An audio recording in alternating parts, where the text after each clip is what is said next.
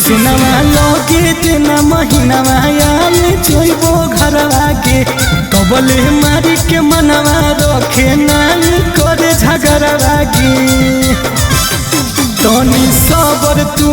करे एक धीरज तनी धरे कि हम फुसलैबो न सैया सुन तोहर बतावा से आजा हो काला कतावा से ना कुछ देबो जवानी नहीं तो धर के जातावा से आजा हो काला कतावा से ना आजा हो काला कतावा से ना आजा हो काला कतावा से ना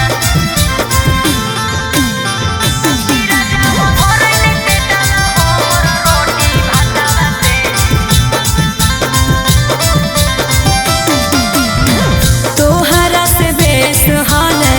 नैहर के यार हो दिन भर में 4 बेर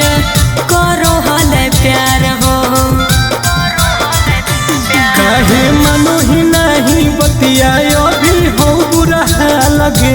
ले ले अइबो ने का सड़िया तोरा लाले ला लगे तनी बुझे मोर लाचार कहे गुस्सा करो ही के प्यारी पिया गोरेला सुधांशु मन ना लगे रतावा से आजा हो काला कतावा से ना कुछ देबो जवानी नहीं तो धर के जातावा से आजा हो